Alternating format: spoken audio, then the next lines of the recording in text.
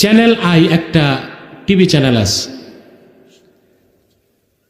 যারা 5ই আগস্ট বৈষম্য বিরোধী ছাত্র আন্দোলন করেছে, তাদের মধ্যে অন্যতম এক মেয়ে, খুবই সভ্য ভদ্র শিক্ষিতা, তাকে আমন্ত্রণ জানানো হয়েছিল চ্যানেল আইতে বক্তব্যের জন্য।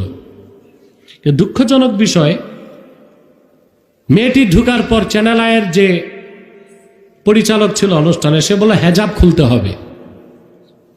মেয়েটি বলেছে আমি হেজাব কখনো খুলব না, প্রয়োজনে প্রোগ্রাম থেকে চলে যাব।